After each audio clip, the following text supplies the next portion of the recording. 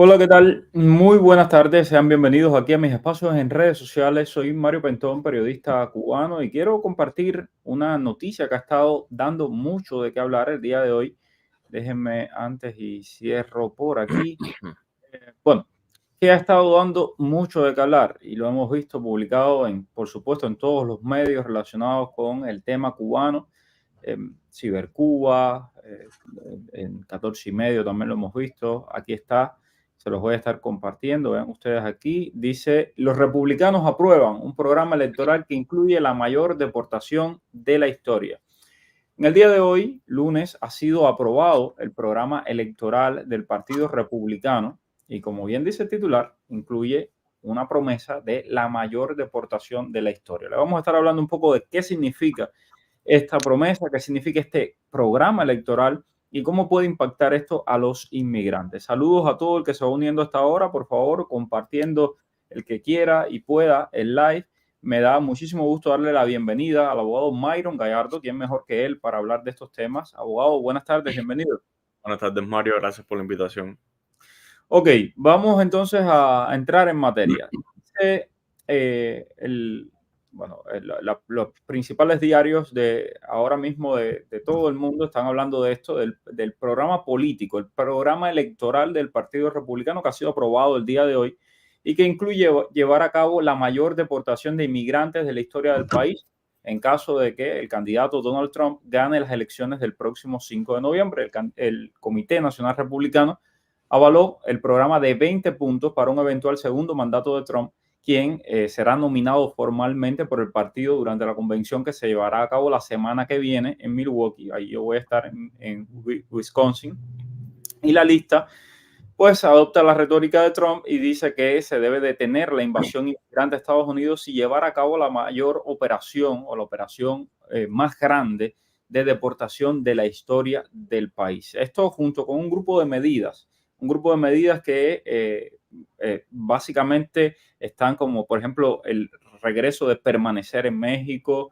Eh, Hay otras medidas como, por ejemplo, también el fortalecer todo el tema de la frontera, que las personas no puedan cruzar por la frontera. Eh, bueno, esto de las deportaciones masivas, que Trump dijo que iba a confiar en la Guardia Nacional si fuera necesario para arrestar y deportar a inmigrantes que se encuentran ilegalmente en los Estados Unidos. También prometió tomar medidas agresivas para deportar a inmigrantes con antecedentes penales, a presuntos pandilleros también, mediante el uso de la ley de enemigos extranjeros de 1789. Bueno, ¿qué más? Por cierto, y esto es algo que hemos hablado muchas veces en este programa, en el 2023 Biden superó los totales de deportación de Trump en cualquier año y va camino a aumentar todavía más la deportación. Esto para que vean, porque me gusta también equilibrar y que todo el mundo sepa que una cosa es lo que te pintan y los números no mienten, ¿no? Es importante hablar de esto. Bueno, también dijo que implementaría prohibiciones de viajes a ciertas personas o países con determinadas ideologías. Es decir, hay una serie de medidas y yo creo que este tema de las deportaciones, la mayor deportación de la historia, me parece que es un poco un poco el uso de la retórica y de la hipérbole es algo que le encanta al expresidente Trump y a veces da demasiado miedo a muchos inmigrantes y justamente sobre eso quiero que hablemos. Abogado, usted pudo leer un poco de lo que se está reportando ahora mismo sobre todo esto. ¿Cuánta preocupación deben tener los inmigrantes y quién verdaderamente está en peligro? Bueno, Mario, las personas que estarían en peligro de deportación son las personas que tienen una orden final de deportación que no se ha ejecutado todavía. Sin embargo, hay cosas que pasan cuando hay cambio de administración de demócratas a republicanos. Eso pasa todos los años. Los republicanos no negocian con países, por ejemplo, como Cuba, como Venezuela, como Nicaragua. Ellos simplemente cortan las relaciones con todo este tipo de países que tienen dictadura, simplemente por el hecho de violaciones de derechos humanos, por una X más cantidad de requisitos, no como los demócratas que si acceden a todas las cosas que este tipo de países piden. La mayoría de los migrantes son de estos países y Estados Unidos no puede deportar a un migrante si ese país no lo acepta. ¿Qué es lo que pasa cuando empieza un gobierno republicano? Estados Unidos rompe relaciones con todos estos países. Indiscutiblemente ha pasado una y otra vez, una y otra vez. Los demócratas vuelven a entablar las relaciones con estos países y comienzan de nuevo las deportaciones. El momento que coge un gobierno republicano que rompa relaciones con estos países, de alguna manera, para ir en contra del gobierno que está tomando los Estados Unidos, simplemente para aceptar deportaciones. Y Estados Unidos no puede deportarlos aunque quieran. Sin embargo, las personas que sí vayan a intentar entrar por la frontera sur de México, sí los van a parar y no los van a dejar entrar. Eso sí va a pasar y en los 4 años de Trump sí estuvo claro de que la frontera no estaba prácticamente cerrada. En gran parte no dejaban entrar nadie, las personas esperaban en México y los pocos que entraban hoy en día tienen orden de deportación, los pocos que hay adentro que lograron entrar. Pero sin embargo no hubo deportaciones como se está viendo en estos momentos con esta administración. Ellos sí, cada vez que salen los republicanos, ellos quieren hacer estas deportaciones masivas, pero desgraciadamente ellos no pueden hacer esto. No es una cosa de que ellos quieran, la ley no se los permite, porque ellos no pueden deportar masivamente porque ellos quieran simplemente hacerlo. Hay leyes que protegen a las personas, hay personas que tienen órdenes de deportación y esto es muy importante, algo que queríamos hablar también acá. Todas las personas que tienen orden de deportación. Se está viendo un incremento extremadamente alto de las deportaciones a Cuba, a Venezuela, a Nicaragua, a otros países, pero principalmente a Cuba. Cuba está aceptando, como nunca antes lo había hecho, a las personas con I-220B. Hay muchas personas con I-220B que hoy mismo tienen opciones de reabrir esas cortes que tienen y lo estamos haciendo, pero desgraciadamente hay personas que están viniendo muy tarde para hacer estos procesos y están siendo deportados. Hoy mismo te puedo decir, Mario, una persona que tenemos deportada a Cuba, el juez de inmigración le reabrió la corte hoy, le quitó la orden de deportación. Sin embargo, esta persona está en Cuba porque el proceso llegó a nosotros demasiado tarde, por ponerte un ejemplo. Y hay personas que lo tienen, simplemente no lo han hecho por desconocimiento de la ley. Es muy importante que las personas que tienen I-220B traten de contactar a un abogado para saber cuáles son sus opciones. Hay personas que desgraciadamente no tienen opciones. Pero no es algo de qué preocuparse con el cambio de administración. ¿Por qué? Porque ellos no pueden llegar y deportar así como así. Eso no funciona así. Hay leyes, hay cosas que protegen a las personas. Las personas más afectadas son estas personas que tienen órdenes finales de deportación, que no tienen una opción de reabrir esas cortes. Personas que sí tienen crímenes que los hacen completamente inadmisibles a los Estados Unidos, están aquí, pero ellos no tienen opción de ningún tipo porque no pueden aplicar a nada debido a que las leyes de inmigración no le permiten que ellos puedan aplicar a un beneficio migratorio nuevo. ¿Por qué digo esto? Porque las personas que tienen, por ejemplo, I-220B, que están casados con ciudadanos estadounidenses o tienen hijos estadounidenses que son mayores de 21 años, estas personas pueden abrir su corte y quitar su orden de deportación. ¿Por qué? Porque estas personas tienen un beneficio migratorio que está disponible ahora mismo, que es una petición familiar de un familiar inmediato de un ciudadano estadounidense. Su visa está disponible y los jueces están abriendo estas cortes y están quitando las órdenes de deportación de estas personas que tienen este tipo de beneficio migratorio. Y es muy importante que lo sepan. El cambio de administración, siempre han dicho lo mismo, de una administración a otra cuando cambia de republicano a demócrata, pero no se ha visto en realidad que una administración republicana haga una deportación masiva de personas que están dentro. Sí se ha visto que ha parado el flujo de personas que entran irregular al país. Eso sí ha pasado. Pero para ellos, como dije, es difícil porque ellos rompen relaciones con todo este tipo de países. Y la mayoría de los migrantes vienen de estos países huyendo de este tipo de gobiernos. Sí, y traía este tema, yo sé que estamos en un año electoral, estamos en la recta final, además de el tema de las elecciones, todo está a flor de piel y ahí salen unos y salen otros y todos quieren venir y meter temas de propaganda. Entonces, más allá de la propaganda y más allá de las palabras y de estas cosas altisonantes de la mayor deportación de la historia, una pregunta también, abogado. Me imagino, ¿no? Que en caso, porque lo primero que hay que partir de todo esto es si gana la elección el presidente Trump, el expresidente Trump. Okay. En noviembre pueden ganar cualquiera de los dos, pero suponiendo que gane el expresidente Trump, también todo este plan de deportación y demás, eso va a ser retado en cortes, ¿no? Es decir, pasó en su anterior administración. Por supuesto. ¿Por qué? Porque esta administración quiso limitar que las personas pidieran asilo a los Estados Unidos. A estas personas, a querer limitar que las personas pidan asilo en Estados Unidos, hay violaciones de leyes porque es un derecho que Estados Unidos le da a las personas que vienen huyendo de este tipo de países buscando una protección en los Estados Unidos. Hay muchas organizaciones como AILA que se dedican, son pro inmigrantes, se dedican a hacer este tipo de demandas colectivas contra el gobierno, contra el Poder Ejecutivo, contra la Corte de Inmigración. Bueno, no contra la Corte de Inmigración, disculpen, la Corte de Inmigración no tiene nada que ver con esto. Contra ICE, contra el Departamento de Seguridad Nacional, que son quienes de alguna manera ejecutan las leyes que son aprobadas por el Poder Ejecutivo acá. Pero de alguna manera están violando y se ha visto que han perdido muchísimas demandas en las cortes debido a las violaciones que hay de derechos constitucionales, de derechos que han existido por muchísimos años y que de alguna manera el Poder Ejecutivo ha intentado, bajo las leyes ejecutivas, que es lo más rápido que ellos pueden pasar, los presidentes, delimitar este tipo de derechos. Ok, entonces, mensaje para todos los que tienen I-220A, no los van a deportar No, porque sea Trump el que llega a la presidencia, si es que llega a la presidencia. Esto es importante porque hay un montón de gente, yo de verdad no entiendo cómo pueden haber personas que se ponen a especular con esto y echarle miedo a las personas y decirle, te van a deportar para Cuba. La gente coge miedo. O sea, a mí me llaman, me escriben personas súper asustadas con todo esto de la mayor deportación de la historia. No es verdad. No es verdad que te van a deportar si tienes una I-220A. No es verdad que te van a deportar si tienes un asilo en proceso y puedes defender tu asilo. Si tienes una orden de deportación, sí te pueden deportar, pero igual hay remedios. Y es lo que decía el abogado. Es importante que esté informado, que no se deje engañar de un lado y del otro, de los dos lados. Van a tratarlo de influenciar, van a tratarlo de meter propaganda, evite todo eso.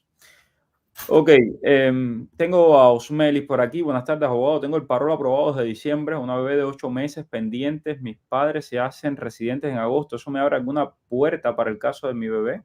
del parol humanitario, no, eso no tiene nada que ver. Okay. Entonces, bueno, vamos a ver. Saludos a todo el que se unió ahí a la transmisión. Vamos a ver por acá. Tengo... Deja ver, tengo más.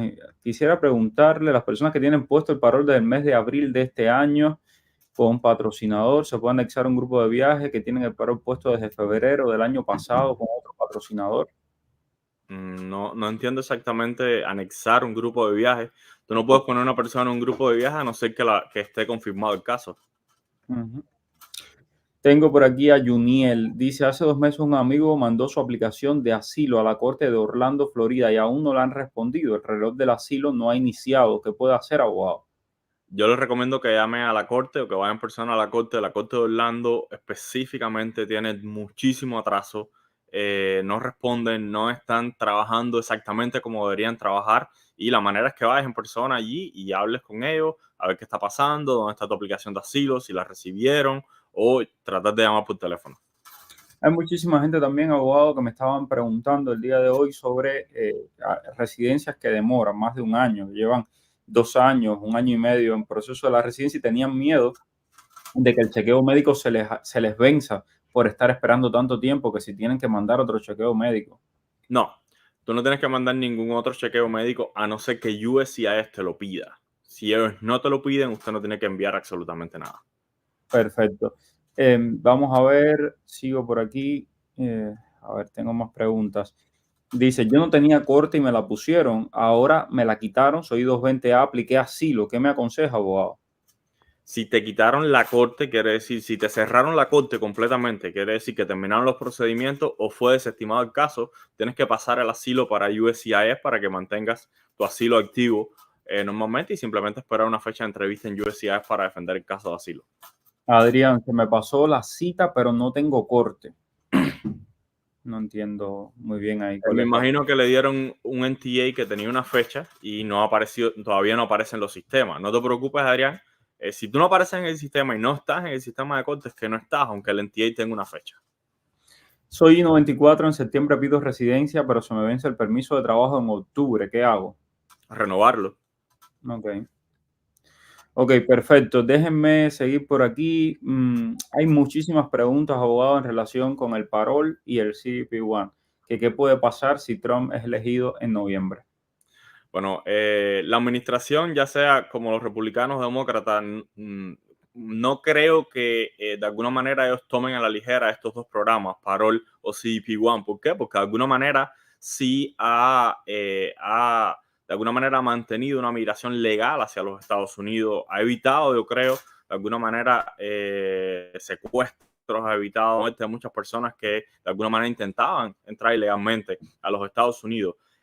Ambas administraciones creo que van a tomar en cuenta, cualquiera que sea la que gane la presidencia, van a tomar en cuenta los dos programas, cuáles son los beneficios que estos programas han traído. Recuerden que la administración de Biden dijo que iba a quitar todas las medidas de Trump cuando entró, y al contrario, las mantuvo y las recrudeció de alguna manera. Ellos vieron sus ventajas. Lo mismo va a tomar la nueva administración que entra. El presidente es solamente una de las personas que maneja uno de los poderes del país, pero no toma todas las decisiones generales. Estos programas sí son órdenes ejecutivas y él sí puede quitarlas, pero detrás tiene un gabinete completo que está aconsejándole cuáles son las mejores opciones a seguir y de verdad se ha demostrado que estos dos programas han funcionado para la migración legal hacia los Estados Unidos y tener un mejor control de todas las personas que están entrando al país. Vamos a ver cómo funcionan. Yo no creo que estén muy contentos los republicanos con el uso del parol, no del programa, sino el hecho de darle parol a tantas personas. Han sido muy críticos con eso. Vamos a ver cómo funciona y qué es lo que hacen. En realidad nadie está en la mente ni de Trump ni de Biden. No sabemos qué puede pasar en el próximo gobierno, es decir, lo que venga a partir del 5 de noviembre. Hay que esperar primero la elección, el 5 de noviembre, y después hasta finales de enero, cuando el presidente toma posesión. Mientras tanto, el actual presidente va a seguir siendo presidente. Entonces, es algo que también yo le digo a todo el mundo, no se desespere, porque de aquí a enero se mata un burro a pellizco. Dice, vamos a ver, soy I220A, tengo corte, estoy casada con mi esposo, que es ciudadano americano. ¿Qué me aconseja, abogado? Que tu esposo como ciudadano estadounidense puede ponerte una petición familiar. Con esta petición familiar puesta, puedes intentar cerrar la corte. Tienes grandes posibilidades. ¿Por qué? Porque vas a tener una petición familiar de tú eres un familiar inmediato de un ciudadano estadounidense. Quiere decir que la visa para ti, tu beneficio migratorio está disponible ya. No tienes que esperar como tienes que hacer una petición de un residente. Si tú quieres adoptar mediante esa vía, tienes que pedir un perdón migratorio, tienes que salir del país, ir a un consulado y después regresar. Pero la posibilidad que tú cierres esa corte, puedes virar tu caso de asilo, lo puedes virar para USCIS y bueno, no tienes la corte de inmigración abierta. En caso de que tú perdieras tu caso de asilo delante de USCIS, vas a regresar de nuevo a la corte de inmigración. Ok, vamos a ver, sigo por aquí. Tengo una fianza de un juez en el 2019 a través de una petición que hizo mi esposa, que es ciudadana. Cerré mi caso de asilo, ya no tengo corte ni asilo. ¿Pudiera aplicar a la ley de ajuste cubano en este caso? Sí, si estás solamente en USCIS, puedes aplicar. Ricardo, los cubanos siguen llegando de enero del 2023, del 2024 también están llegando. O sea, hay gente de todos los meses. Eso es un proceso, es como una lotería, que es lo que le he explicado a mucha gente. Hay gente que se pone bravo porque dice, bueno, entonces, mira, nunca había existido un programa como este. Nunca en la historia de este país ha existido un programa como este, específicamente para los cubanos, los haitianos, los venezolanos y los nicaragüenses. Nunca en la historia de este país habían acogido a tantas personas de esas cuatro nacionalidades. Jamás. Ni el Mariel, ni la crisis de los balseros, ni nada de eso. Entonces, hay una realidad. Hemos sido, estas cuatro nacionalidades, muy beneficiados con la llegada a los Estados Unidos de muchísimas personas de bien, muchísimas personas que vienen a trabajar, que vienen a echar para adelante. Como en todos los lugares hay papas podridas, pero son los menos. Pero mira, no es una cosa de que sea por orden cronológico nada más, no, es como una lotería, solamente, y no hay un tiempo, solo te queda esperar. Soy I220A, segunda casilla, con fecha de corte, me casé con mi esposo, yo creo que este es el que había leído, ¿no? Que es ciudadano. ¿Será que esto me ayuda para mi residencia? Sí, este es el que había leído. Ok. ¿Qué posibilidades habría para los I220A? Bueno, hasta ahora mismo la posibilidad de los I-220A es las aplicaciones de asilo, mantener su aplicación de asilo activa, ya sea en la corte o en USCIS, y prepararla lo más posible. Exacto. Y hay un tema aquí, esto se ha hablado hasta el cansancio, se le ha pedido hasta el cansancio a la administración Biden que les dé un parole in place a los cubanos con I-220A. Eso no ha pasado, ojalá que pase antes de las elecciones. Después de las elecciones todo siempre es más difícil, ojalá que pase antes de las elecciones. Y sea la administración que sea, hay que seguir pidiendo ese parole in place. Pero no, uno no se puede confiar, que es lo otro que siempre les digo. Tienes que tocar todas las puertas, tienes que hacer tu asilo, tienes que buscar una petición familiar, la manera que sea para regularizarte. No esperes el milagro de que venga un presidente, demócrata o republicano, a darte un parol. Trata de regularizarte por donde puedas. Ok, tengo por acá. Hola, buenas tardes. Soy 220A con fecha de corte. USCIS me cerró mi caso. ¿Qué debo hacer? Si tienes fecha de corte, por supuesto, USCIS te va a cerrar el caso porque ellos no tienen ningún tipo de jurisdicción. Tienes que pasar tu asilo para la Corte de Inmigración. Ok, sigo por aquí. Hola Mario, cuando USCIS te pide evidencia adicional en un caso de residencia por matrimonio, ¿qué evidencia te pueden pedir?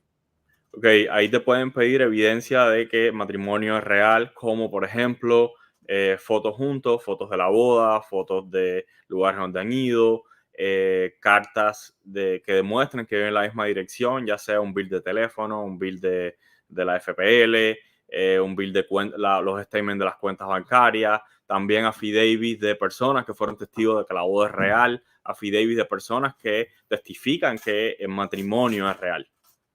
Ok, seguimos por acá. Tengo una fianza de un juez de 2019. Este ya es el que había leído. Ok, vamos a ver. Seguimos. En caso de haber entrado con parol humanitario, se cumplió un año, aplicó a la residencia bajo la ley de ajuste cubano en febrero. ¿Qué tiempo debe demorar su residencia? La residencia puede demorar hasta 36 meses. Tengo por aquí un miembro del canal, Joanny Nodal, gracias por ser miembro de este canal de YouTube. Dice, soy 220A con corte en el 2028, soy casado con una ciudadana americana, ¿qué puedo hacer?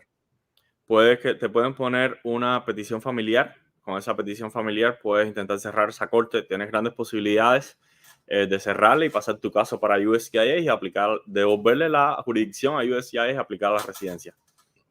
Dice Carlos, cuando decimos tener miedo a que nos deporten a los I-220A, nos referimos a los I-220A que pierden el asilo, que todos sabemos lo difícil que es ganarlo.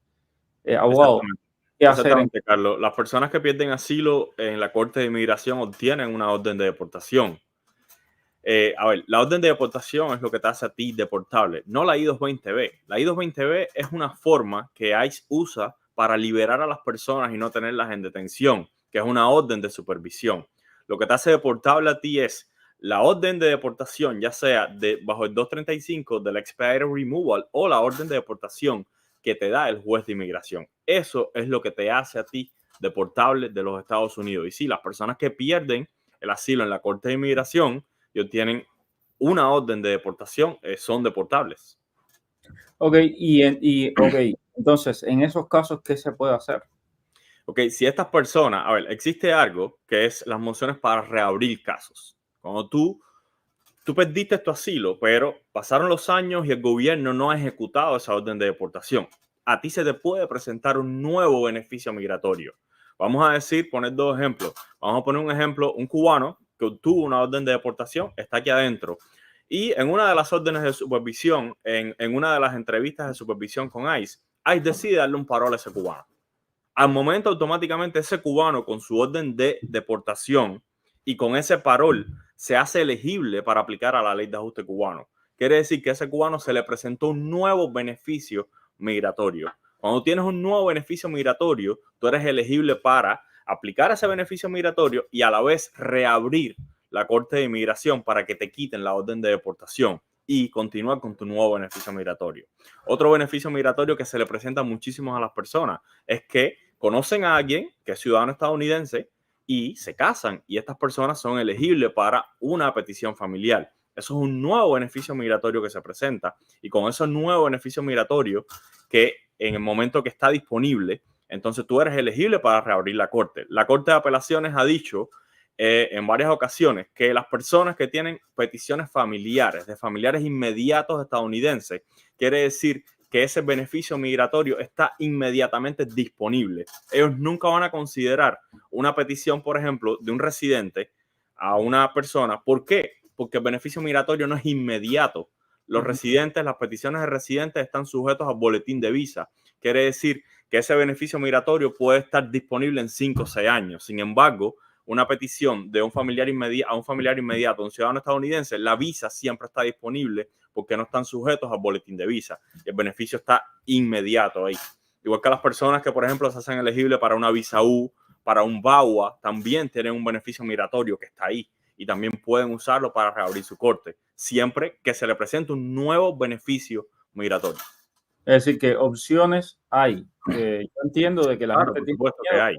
Hay personas que no tienen opciones y es simplemente es sentarte con la persona, ver cuáles son todos los hechos que hay alrededor de su caso, qué pasó, qué tú estás haciendo, con quién estás casado, te ha pasado algo, has sido víctima de un caso criminal y ahí tú determinas y le dices a la persona, mira, estas son sus opciones o mira, desgraciadamente hasta el día de hoy tú no tienes opciones ninguna. No puedes hacer nada, tienes que seguir esperando. Ok. Bueno, vamos a ver. Dice Adrián por aquí, lo que se me pasó fue la cita en Miramar, pero yo no tengo corte. Entonces, ¿qué puedo hacer, abogado? Puedes enviarle un email a Miramar para sacar una nueva cita. Soy 220A con fecha de corte, me compré una casa. ¿Eso me pudiera ayudar con mi caso? El hecho de que te compraste una casa no es que te ayuda con tu caso, te puede ayudar para otras cosas en cuanto, ¿cómo decirte? Si el día de mañana, por desgracia, obtienes una orden de deportación para pedir un stay removal demostrando de que tienes lazos en los Estados Unidos o que Dios no lo quiera, el día de mañana tienes un caso criminal, te pasan para inmigración porque te ponen un hold de inmigración. Eso lo puedes usar para pedir una fianza demostrando de que tú no tienes riesgo de escape. ¿Por qué? Porque tienes lazos en la comunidad. Rafael Pérez, los llegados por paro humanitario se pueden ver envueltos de alguna manera en un proceso de deportación. Depende. Por ejemplo, la Depende. jueza Melody Pedraza, ella llegó con el permiso de vuelo aprobado. Cuando llegó ante el oficial de inmigración, el oficial de inmigración dijo, usted tiene un historial represivo en Cuba documentado. No, usted es deportada inmediatamente y ahí pidió asilo. Entonces, ese es un caso, por ejemplo. Otro caso, ayer llegó, se quedó aquí en Miami una entrenadora de un equipo nacional de Cuba. ¿Qué hizo la entrenadora? Estaba en una escala, iba a Puerto Rico y ahí mismo se acercó a inmigración y le dijo, mira, por favor, quiero pedir asilo. Y en el caso de esa entrenadora, que no tiene el mismo historial represivo que la jueza Melody Pedraza, se sentó con unos oficiales de ICE y ahí mismo le dieron no sé si le dieron un parol, pero sí la soltaron y ya está en su casa y me imagino que en algún momento tendrá que defender su asilo y demás. Pero es para que veas la diferencia. Ahora, si tú llegaste por el parol humanitario, te portaste bien, hiciste todo bien, al año y un día, tu ley de ajuste cubano y tu residencia. Si te metiste en candela, hiciste cosas que no tenías que hacer, claro que te pueden deportar. Por ahí va, Sí, ¿no? exactamente. Sí, las personas que cometen crímenes y son culpables de estos crímenes pueden convertirse en inadmisibles a los Estados Unidos.